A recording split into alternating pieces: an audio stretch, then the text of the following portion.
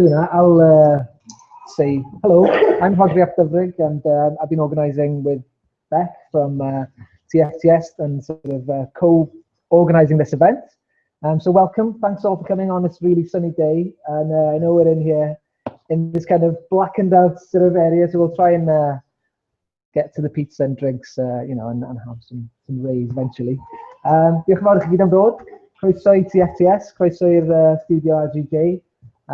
It's really great to have people come to our department and be able to mix and learn from other people, and really, you know, just the idea is to be able to exchange ideas as well, really, and meet people from other places we might not bump into usually. So yeah, from my perspective, one thing that I wanted to do, if you're tweeting about the event, if you're sort of discussing it, then please use the hashtag CELF, CELF Tech. That's art tech in Welsh. We thought might as well just use one. We don't use two different hashtags in Welsh and English. Keep it on one place. Might put it up in a minute if maybe we'll see. So yeah, over to you, Helen. This is the first BCS Student Chapter event, and jointly with BCS Mid Wales. Our first talker up is Alex Stewart, who will be talking about Insight CV, which he's working on for his dissertation. Oh, that's my first line gone. Sorry. I want to plug the projector.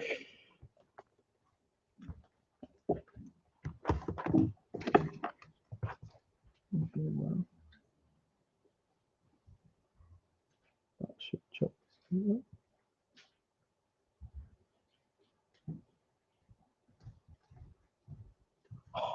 Technology. At some point. Small technical glitch. There we go. Oh, and now it's not done.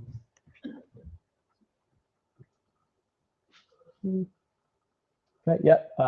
Insight TV, it's my dissertation, and it's about teaching kids computer vision. Trying not to stand in front of the camera.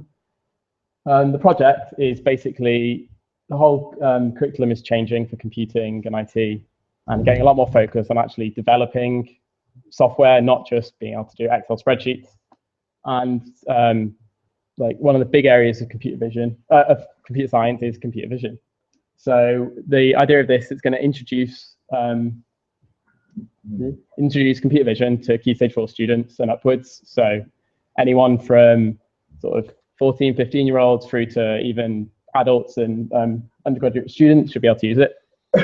Coming in with lots of different approaches on just a website that kind of mimics bite size. So there's written content, interactive demonstrations, games, and a test. And we'll be teaching some of just the key concepts. Obviously, computer vision can get very complicated, but we're looking at what sort of building blocks of how you can start applying computer vision elements. And also, it should be able to give a kind of insight into how teaching can be done for computer vision. So for me, as a technical thing, there's some full stack development. There's making the front end mini apps, which are all HTML5 Canvas apps. The examination statistics, so I can do a bit of sort of statistical stuff. And then looking into computer vision frameworks. As I said, why? It's a really in-demand field, computer vision. The curriculum did change in England, and it's soon to change in Wales, I believe. And Key Stage 4 are told that they should be studying aspects of information technology and computer science to a depth that would allow them to progress into not only undergraduate study, but also professional careers. And if you're a computer scientist, professional career route is definitely computer vision. It's big in gaming with stuff like Microsoft Connect, management of traffic, both humans and vehicles, obviously really needs computer vision.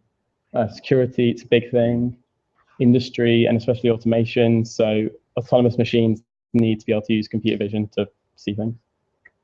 Not much more I can actually explain without just showing you it. So this is one of my lessons on background subtraction. I'm going to have to try and do this backwards. So plenty of stuff written in such a way that a 14-year-old should be able to understand it.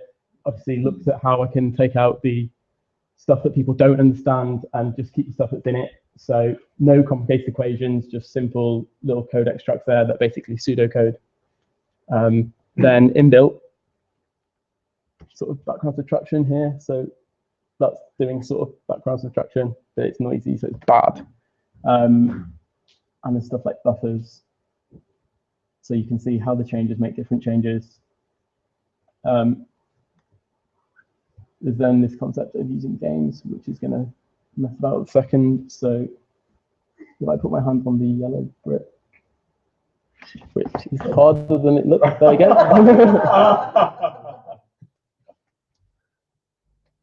And these sort of methods, because this isn't complicated or as complicated as it would seem to write, but people find it interesting, and it's a good way to kind of show people how stuff can be applied and not just go, this is theory. And then there's tests, and yeah, that's my dissertation, and I think everyone should be learning about computer vision. So thank you.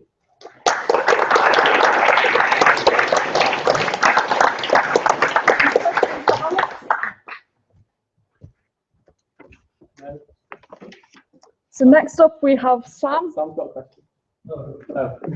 So, you know, the attention span of teenagers, especially myself when I was at that age, was very minimal. Kind of how is that? Kind of how is the website coping with that sort of less attention span? Like the interactive demos, I've tested it for them already, and they spend 20 minutes going. That's it. So clearly, if I can't have it interactive, they enjoy that as a way to get involved. And also, you can see the lessons aren't too long. They take 5 minutes to read, and the tests aren't too long either. They're sort of 5 to 10 questions. So keep everything short and sweet.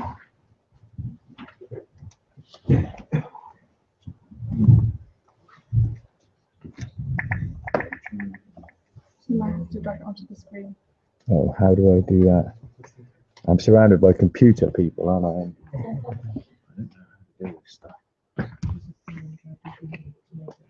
Oh, right. Where's my mouse? Oh.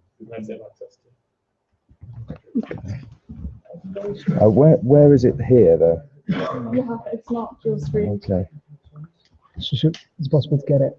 I can do it on this. Yeah. Let's move it across.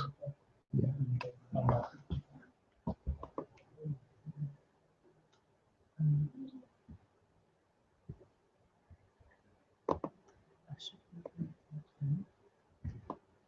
Move it across. Yeah. How would I do that? If you click on the top, the white bit between Does it? Yeah. that. Yeah. Okay. Click on the green button. It should. Oh no, it's okay. Try that. It should be all right. Oh, sound. That's all right. Don't worry about the sound. Okay. Right. My name's Sam Christie, and I'm doing a PhD at the TFTS department. It's entitled Cantrell Gwaelod and Tales of Inundation. And part of this, I've made a documentary film which examines climate change and concomitant sea level rise along the boundary of the mythical kingdom of Cantrell Gwaelod. I did this paper in my first year for the postgraduate conference. I'm sorry, it's a paper. And when I spoke to Rodri, he said, well, people don't really do papers. So if I run over, just tell me to shut up. If you're not interested in theory, have a look at my film. But this footage, anyway, the reason I'm here is this footage was shot with a GoPro head-mounted camera, which is a camera I've been thinking about an awful lot and in quite a bit of depth. The characteristics of this camera are straightforward, but nonetheless very important. The camera is fully automated. The operator can't change its focal length, lens type, touch filter, zoom in, and all of that kind of thing. When I did this paper to begin with, we were on the GoPro 1. Now we're on about the GoPro 56. So by now, you can sort of stream it on the internet and all this kind of thing, and it's 4K. This is the very basic first GoPro. It's waterproof to 60 meters, shockproof. So once it's strapped to your head, as it is here on a strap, angled at an appropriate eye line, all you need to do is press record and then forget about it. And it's because of those things that I want to talk about it today. And I think that this should be a camera that's used much more often in documentary production, and it is beginning to be far more accepted in broadcast, mainstream broadcasting and filmmaking. So why is it important? Why not just use a DSLR, which of course produce beautiful images and a lot of artistic choice in terms of lenses and stuff. But this camera allows the filmmaker, as you can see here, to do things that you couldn't do while you were holding a normal camera. You keep your hands free, so you can access kind of hostile places like this. It's already on a stand, your body, and it can be taken for granted. It looks after itself. It's a tough thing. So in essence, the camera can be strapped to the head and forgotten about and becomes part of your body. So this aspect ratio, 16:9, the camera records a wide field of view at 127 degrees. The average, I'm told, although you may, some people here may be sciencey enough to know that this isn't true, the average human field of view is 180 degrees. So while the camera doesn't replicate the exact physiological, ins and outs of sight, it does mimic it. Just the camera mounted just over the eyes places the footage at the eye line, and how the body itself controls what we see and even how we see it. So effectively, we become engaged with the wearer as a whole and their motion through space. A stumble or leap is captured. A twist or turn is rendered part of the visual transmission. So we can move from land to sea without any pause. We can make our transitions in the landscape without thought, moving as human beings. So this is the theoretical part. So I'd like to think a little bit about this idea of without thought. So I'm not suggesting there's no thought whatsoever, but I'm looking at, I refer here to a book by a guy called David Seaman, a human geographer, called A Geography of a Life World, which argues that many of our actions are pre-conscious. Perhaps you could describe them as habitual, involuntary, mechanical. So walking and driving are examples of these. And he calls these body ballets, when we're guided by our bodies to carry out intelligent actions without really considering it. It's as if we're more conscious of some things than of others. As we move through our life world, thousands of perceptual processes occur. We move towards things, moving to see something here, being only just conscious of this thing, barely aware of that over there. And these temporal perceptual machinations make us conscious of something.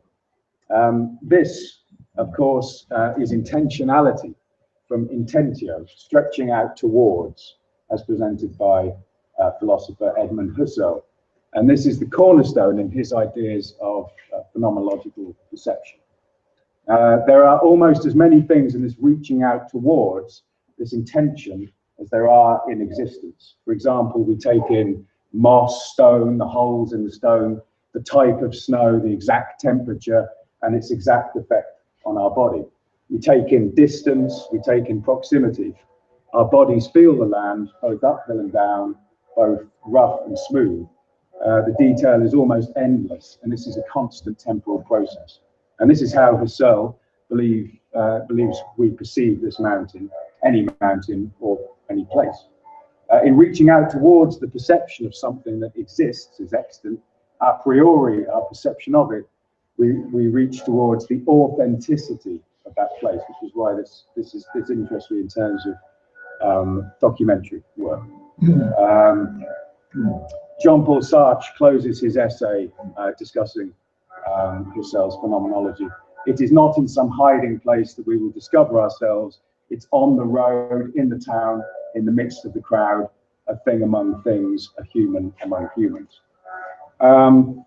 I'm going to skip a little bit, actually, because it gets a little bit further into that phenomenological thing. But if, like me, you're seeking to speak about a place in a film, in this case, Snowdon, because I made this film to test the technology for my documentary. Could it be possible to replicate this perceptual process on the screen? So what I'm trying to do is replicate Husserl's idea of how we perceive this mountain. And I think the answer is no. I think the best we can achieve is an evocation of this process. And by using the head cam, we can evoke the detail in the visual. We can evoke the temporal shift in perception. We can evoke the corporeal motion that's part of perception, in my opinion. And if we, for example, use binaural microphones, if you're familiar with those, these are microphones that can, in essence, picture, give a stereo picture. They're omnidirectional, two omnidirectional microphones that can record all the way around your head. So in tandem with a head camera, you can see that there are some applications of this technology, interesting applications. So in effect, by evoking one perceptual process, we sort of begin to suggest them all, at least in kind of recall, in memory. We can remember in watching this what it feels like perhaps to be cold. And it's possible that by allowing other processes to be remembered by an audience, we open the head cam footage beyond the filmmaker's experience and democratize how this footage is consumed in the cinema. But how else might we film this mountain? And while I was doing this film, I did see, in fact, the film crew doing just that. Now there was a great big guy with a camera like that one at the back. He was standing there. He had it on sticks, and he was like that. And there's a sound man, you know, recording wind, heavy-duty tripod. It looked to me quite military. It looked like a bazooka on sticks. And the three of them converged on the shot on Snowdon in quite a kind of colonial way, I thought. Whatever the shot, whether it was a shot that was connected to this place. It's connected, maybe connected to Snowdon, but also, in my opinion, quite far removed from Snowdon. You've got three people coming up with the shot, needing to decide where to pause, where to set up, calculating what they want to show, choosing the light, how the light's going to get into the camera, the lens they choose. They place the camera on a tripod, on a sturdy surface, and a fluid head allows a smooth, seamless pattern. Okay. Any temporality in the filming was contained within this plan, and that might have been perhaps a storyboard put together in a strip-lit room hundreds of miles away, referenced perhaps from an OS Land Ranger map. So was the idea already agreed at the commissioning stage, and the shots predetermined to fit the thesis of their film? And so to me, it equates to this: three minds locate Snowdon. They perceive it normally, as you would as a climber there. They attempt to work out how to translate this using cameras like the ones at the back. The camera then perceives the image, and the image is then edited. So here the distance between the mountain and the audience is quite wide. I've called this a sort of mediation gap, if you like. Now, my argument is that in using the head camera like this, the distance is actually narrowed. And so by evoking the temporal and complex perceptual processes of the filmmaker at the site, the mediation gap is narrowed. So that's why I want to present this. I think it's a great piece of technology, not as complex as the ones you're going to see, no doubt, this evening, but yeah, I'm a big fan.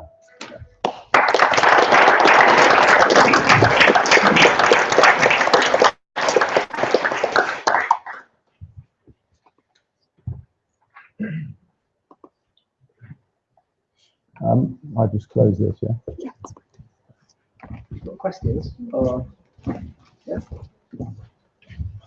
You present the film unedited. If you edit it, aren't you imposing your subjectivity? Yeah, as I say, it's an application. I mean, it's an attempt to get as close as I can to narrowing that gap. It is actually edited. Yes, I see your point. So your point seems to be that the GoPro being on you is page down. Don't touch it. It's part of the reason people still shoot this as well, is just because you have more fast control like the exposure. Do you not feel that the GoPro's lack of technology in some cases is taking away from the scene because it isn't as good as an arm compared to say a full frame camera with a £2,000 lens on it? No, I think entirely the opposite. I think, as I say, you're putting an extremely expensive camera, choosing a lens, putting it on a tripod. There's a three-stage process. It's firstly your perception of the mountain, secondly what you want to photograph, and then your camera itself will then complete the third part. Whereas if your camera's mounted on your head, regardless of its technology, whether it's 4K or 2K or whatever, you're removing at least one of those processes. You know, you're not making that choice about lens, you're not making that choice about what your camera's actually shooting, and you're not using a tripod. And I think that's that's important.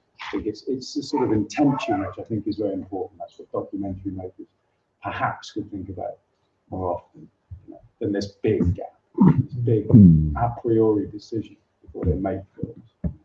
That's just me. It's not brilliant. The film news mentioned about 360-degree cameras that record all around you, and with people like YouTube back in that saying they can support 360-degree and things like that. What impact do you think that will have on recording something like that, being able to view the entirety of all around you? Well, I think it's nice. I've seen the stuff, and it looks like the British Gas advert, doesn't it? It makes a little world, doesn't it? But it's not what I'm saying, because to me, I like all that stuff, and I mean, I use a Canon 5D as well. But to me, the idea of simply wearing a camera and forgetting about it and moving as you normally would seems to suggest that you're getting closer to some kind of potential to find some authenticity in the pro film. When you have that 360 idea, well, that's incredibly distorting, that's incredibly artificial, although I think very beautiful. And I think film, by virtue of what it is, becomes obviously artificial. But my point is that, as I said, to attempt to make an effort to try and evoke an idea of showing what's there. And I'm not saying it's as simple as that, but so those things, while I like them, and I'd love to take one of those up through golf, absolutely brilliant, that'd be amazing. But it doesn't really do what I'm saying, for my, the documentary industry. I agree. I have great fun putting a GoPro on my helmet when I go kite surfing. Yeah. But it doesn't. I'm always dissatisfied with the result somehow, because I tell you what, it's because they're such wide-angle lens. You have to have a wide-angle lens. I've tried an ordinary 135 degree lens, and you see nothing at all, right? But the problem is it flattens and shrinks everything so much that you're in 6 or 8 foot waves, which for a minute are really spectacular. But when you look at the film, they look like ripples, and it just doesn't give that. No, it doesn't go anywhere near to giving the impression of of what you feel. Sure. I mean, it's very frustrating. And the first GoPro had this enormous field, this wide angle. Yeah, I mean, there's like that. Yeah, and then, but now they have one which has, there is a bit more choice in what kind of lens you use. It's not perfect, but it's what I've been trying to do is just think of different ways.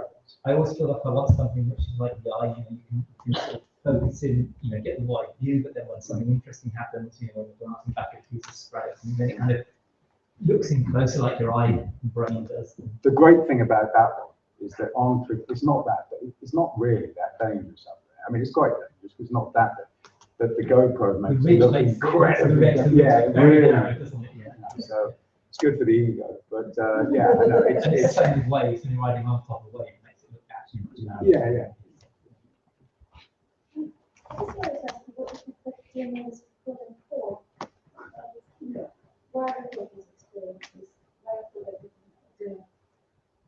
Well, good question. Yeah, good question. I don't know.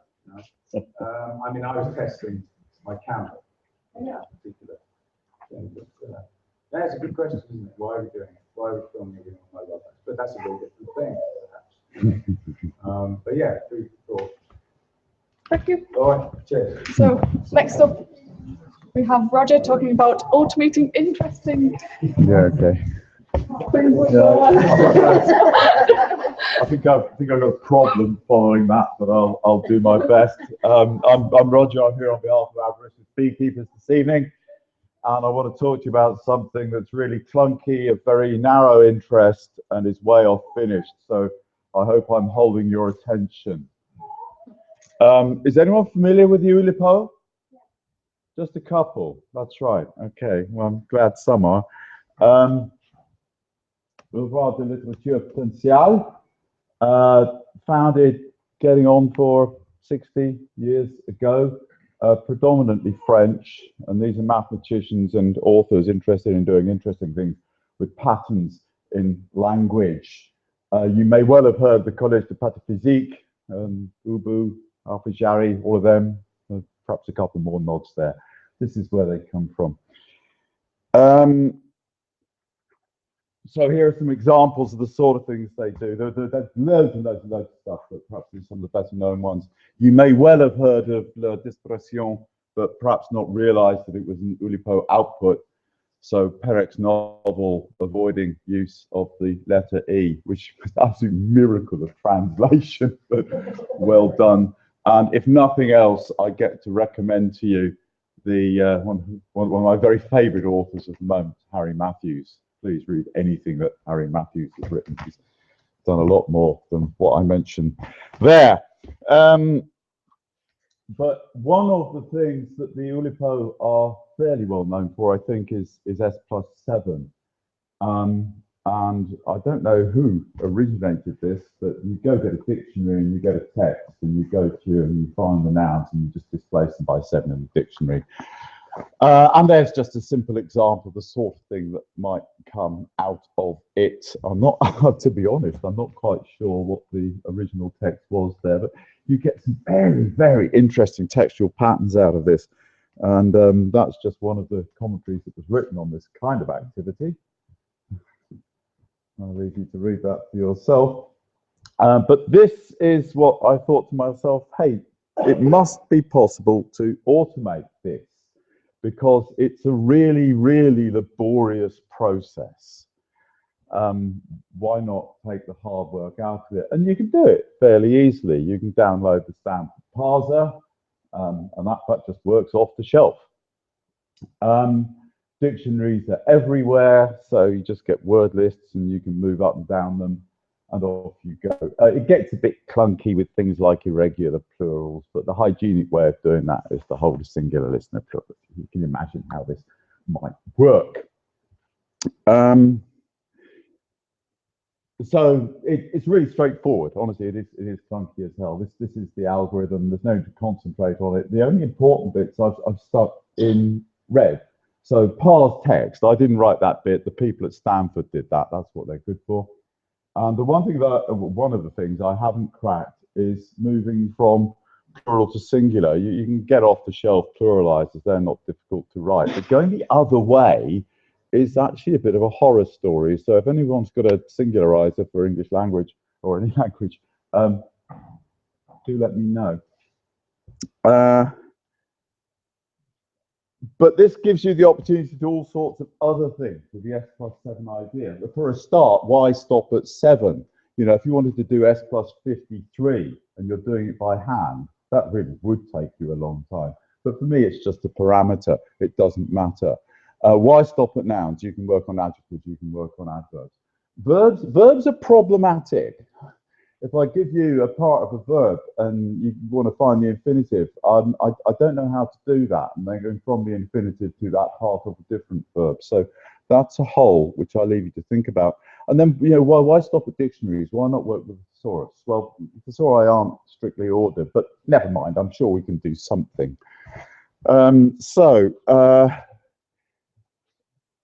What I actually did, I told you it was low tech and I told you it was unfinished. What I actually did was use an online thesaurus, so you can just screen scrape it and get some words. It's just a way of generating something pretty. So I'm perfectly sure you're all familiar with the Gettysburg Address. So let me just put this up as an example. Here's the original text. I can see people reciting the whole Gettysburg Address in their heads. Marvelous, well done. And here is S+25. We are engaged in a great civil war. It's great what it does for you. You get all this for nothing. Here it is with adjectives. Brought forth on this continent a Nicaraguan nation. I was very pleased with that. I'm sure this is not what Abraham Lincoln intended, but never mind. He's dead. Grey Clarion War, and this is what you get if you do the nouns and the thesaurus. The great civil take on. Yeah, all papas are created equal. It's nice, isn't it? And here is adjectives with the thesaurus.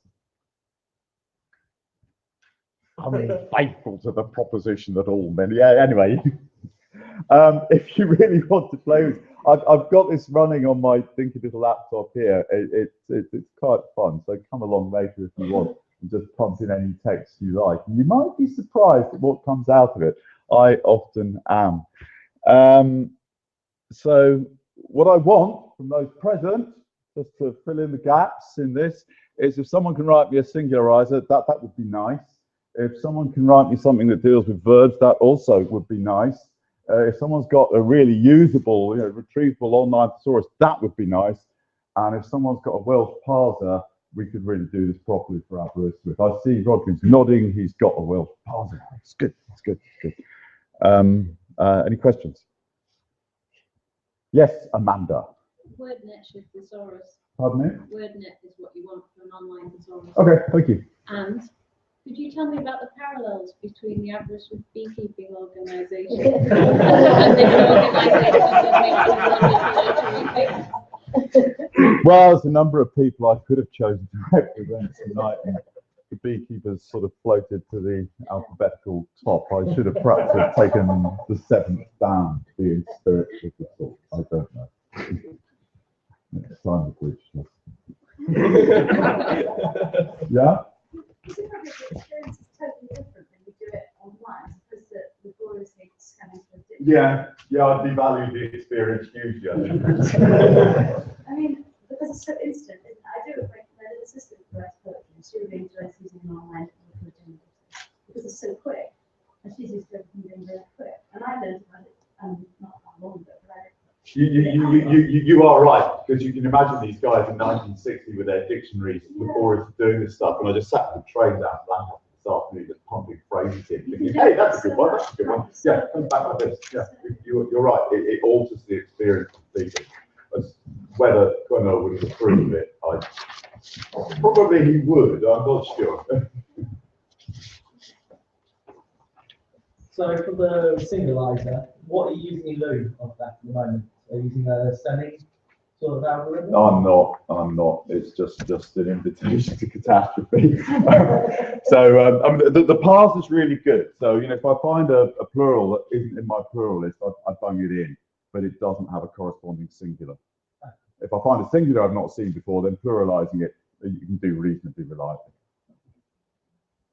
There are things like stemming, analyzing. Oh, there are all sorts of stemming things, but I mean, it's the nature of the problem is that they're the irregular ones that you want to find, and it's tough to get that completely right. Okay, I'm done. Thank you.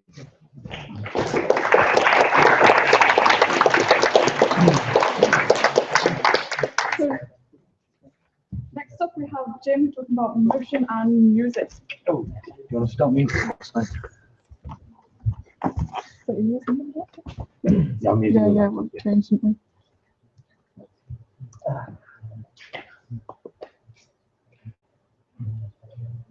Where's the fun button? Open all this. Hey, there you go. Oh, Oh, lovely. F5, slideshow. Is it the setting when you turn it off? I love it when we're prepared. We just learned the hard way last time. oh no, how do I get? Change the multiple displays thing, I think. What? All displays. Okay. Really? I think that's right. So that's going to push it to the computer and the laptop. Yeah.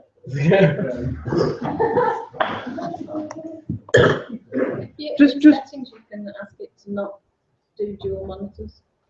I've lost my mouse there. Or possibly just open the PDF. The mouse if you want the PDF. Oh, all right. We'll do it this way then.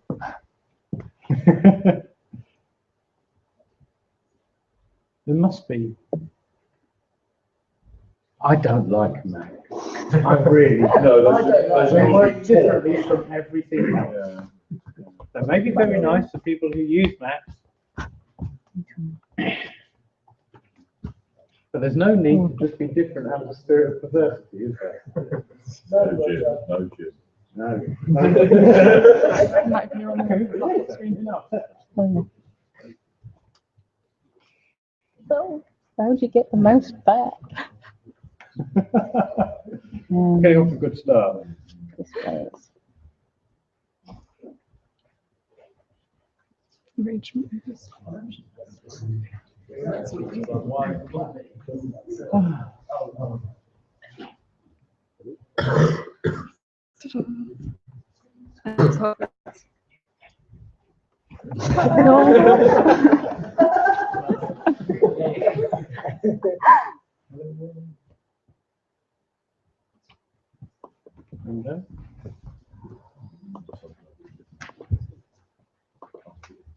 Hey! Well, I'm going to need to touch the forward button from time to time, aren't I? Okay. Generative music, unusual controllers, such as this, which you'll see in action shortly. This is a homemade data glove. You know those gloves you get for letting you use a smartphone outside? Yeah. With the little conductive fingertips? Yeah, it's one of them. I've oversewn the tips to give me some more conductivity with conductive thread, and the conductive thread taken all down the back to this thing, which is a Motino. Now, some of you probably, or certainly, heard of Arduinos, yeah? The Motino is an Arduino clone, which is small, cheap, and it's got wireless to a range of, well, I haven't managed to walk out of range yet. I'm not sure it's entirely legal. I do sometimes worry. You can get them from the States. They cost about 13 quid. Attached to it, so yes, the analog reading pins are attached to these, so I can measure the pressure with which I'm touching. I've got a 3-axis accelerometer, so I can measure what my hand is doing. And I've got an RGB LED, because everything works better with an RGB LED. Now the system that I've built, you've got the glove talking to a receiver, which is in this mysterious wooden box, and that's sending data to the PC. All that goes into a script written in Angort, which is a programming language I made myself. No. Good. Yeah. What of it? I made it as a joke, but I keep using it because it's just really good for some things, it turns out. In the meantime, a webcam, that one there, not that one there, that one there, is watching you lot and will trigger MIDI events when certain points detect motion. So you lot can also take part in what's going on. That bit's a bit of an afterthought because I had enough trouble getting the rest of it to work. Because at the heart of it is a program written in Super Collider. Super Collider is brilliant. If you're interested in music, electronic music, any kind of music, or processing audio in any way, have a look at Super Collider. It is incredibly powerful, but it ain't half hard. It really is complicated stuff. Whoop, wrong. Yeah, it's functional and object-oriented, but you can't really see the object-oriented bits. There's a little bit of Super Collider. What that does is it says, I'm going to have a sine wave oscillator whose frequency is dependent on the position of the mouse. I'm going to use that to modulate another sine wave oscillator and mix it with a bit of pink noise and play all that. And that's a trivial piece of Super Collider. Right. The music that I'm going to demonstrate is made by having looping patterns triggered by these MIDI notes. I'm not going to be actually playing notes, if this works, at all. I'm going to be triggering tunes starting and stopping. And the way these are constructed is they're made up of looping sequences of numbers that we add. So for example, I mean, the two of them are of different lengths, so they go in and out of sync. So 0, 2, 4, 2, you can see gets added, the 1 gets added to the first one, and then it gets added to the 3, and so on. So if I had two prime length sequences, let's say 11 and 7, it would only repeat every 77 times. And it makes quite musical sounding things and quite unpredictable sounding things. It's one of the simplest techniques of generating music. If any of you know anything about music theory, there's a couple of you. I modify the patterns using, I can modify the patterns key and root note.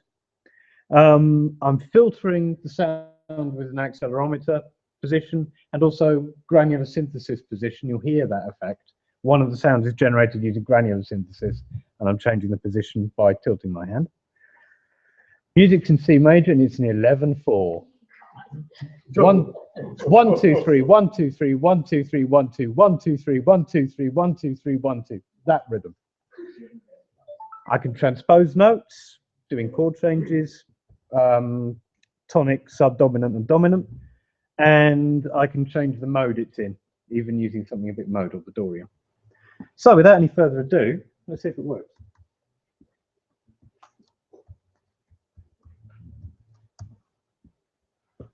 Power up the glove. I have 3 spare batteries. Start the program.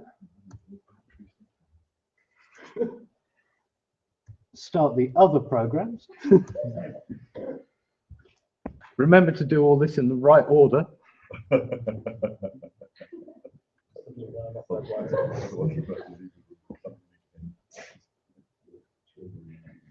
Fingers crossed.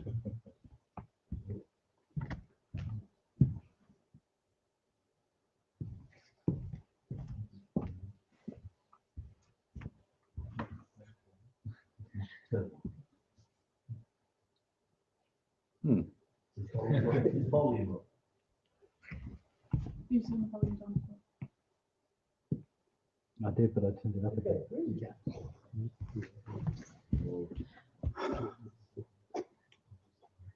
Is your laptop plugged into the app? Yes. And you try to switch it over again.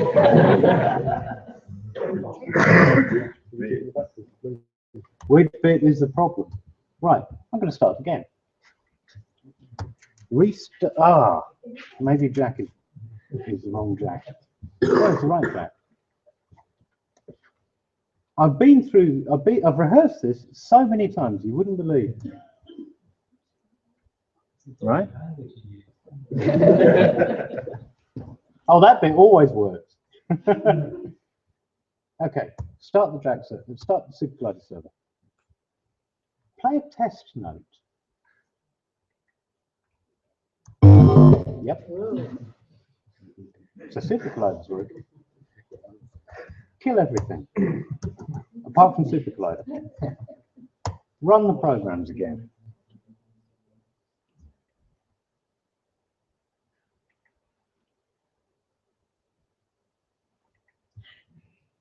Oh, apart from that program. Ha.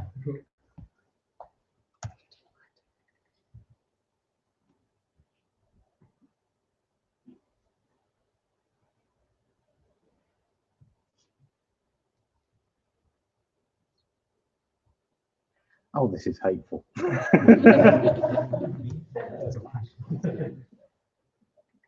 What isn't talking to what?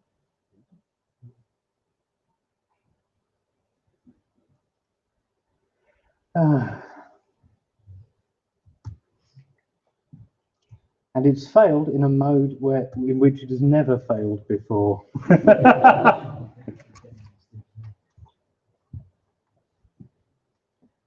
Best thing to do is actually restart everything, I think.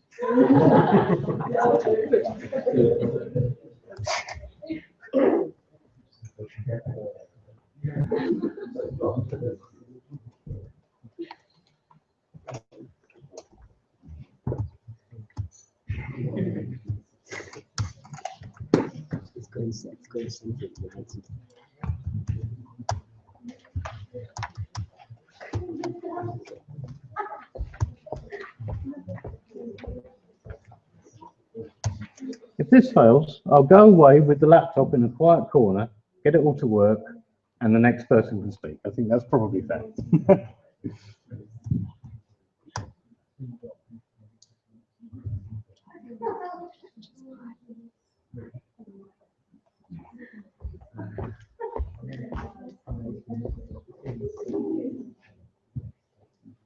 Oh. Oh. Well, Jim fixes this. It's fine. Oh, are you sure? One more chance. One more chance. That's very much like a, oh, that's where I focus. Yep.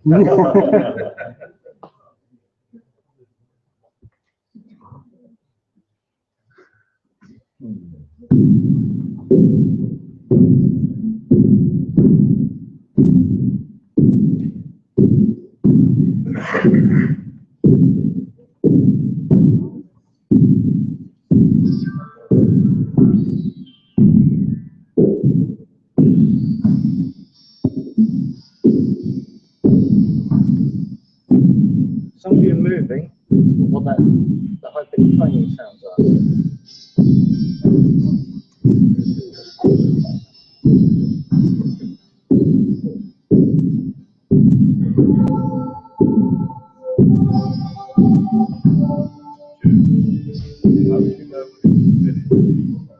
I stop it.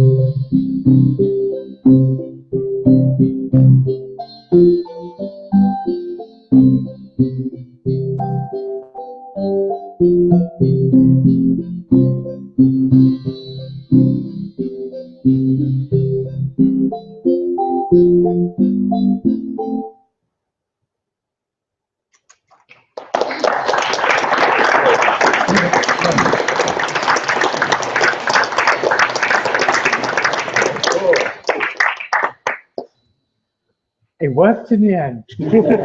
Thank you for your patience. Any questions? Chris? You're releasing an album. I would love actually if there are any performers, movement performers, people along those lines who want to work with me on this, or people who want to build an installation with me, so that maybe the audience move around the space and the sounds change as they move. I would love to do something like that. If you want to get in touch with me about that, my email is right at the beginning of this very long presentation. There we go, JCF1. Anything else? When you were first explaining it, I was actually expecting something akin to the theremin with the hand movement. Ah. Is it possible to make, you have the fingers changing different chords. Is it possible to make it do different notes, sort of like an air guitar? Very much so, yes. What I've got here is obviously 4 notes. I can't do much, but effectively I can do that's one set of things, that's another set of things, and so on. But obviously the way the theremin works is with continuous things. And I was changing the filter pitch by doing that. You could make a very resonant filter that would pick out individual notes, individual harmonics from something to work that. In fact, there's any number of ways of doing it. Another piece of data I'm not using in this piece is simply how far away I am from the box. Measured by, yeah, exactly. It's not very accurate. The camera can also send a continuous stream of how far away the last motion was from a particular spot. So there's all sorts of stuff you can do like that, yeah. It sounds like Koan, which is. I remember Koan. I worked with it a lot back in the day, yeah. I've not worked with it for a long time because they started wanting money for it, serious money. Yeah. So the Super Collider. Yeah. Use. Pardon? Is it free? Yeah, Super Collider is free, yes.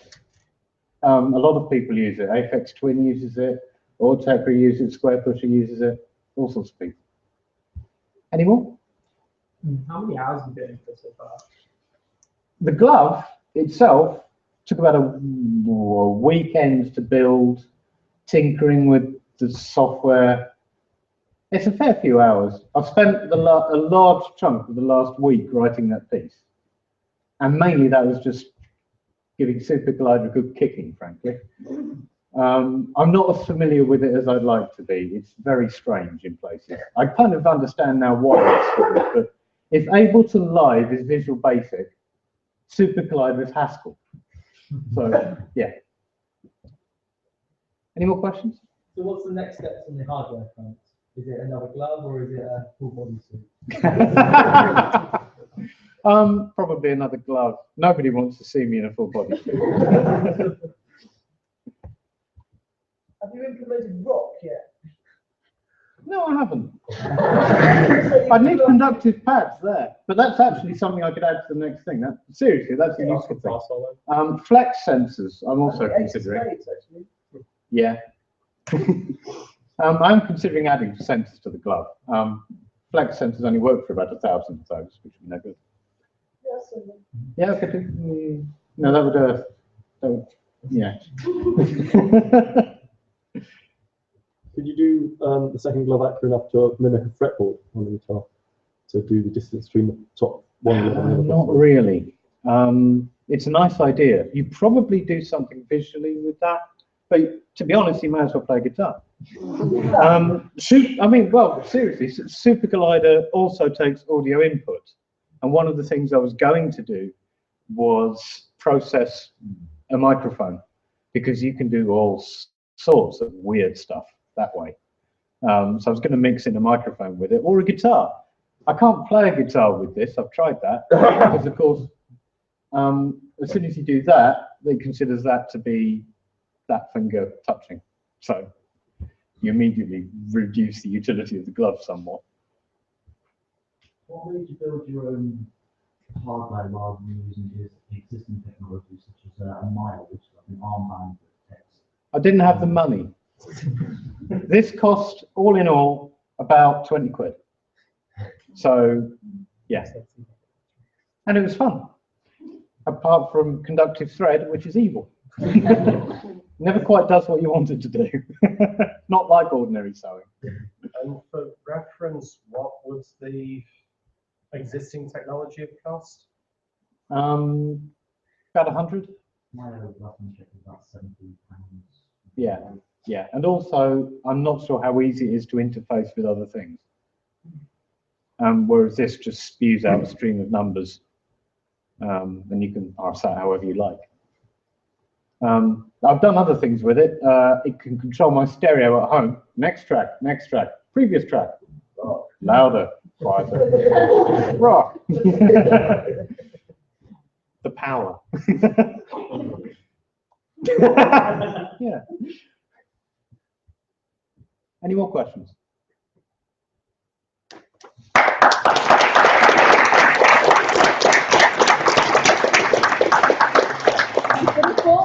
Pizza has arrived. Oh.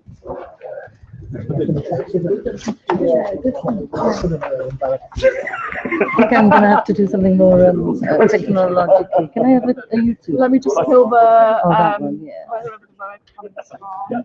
What nasty. Can I pause it or is it just a stop?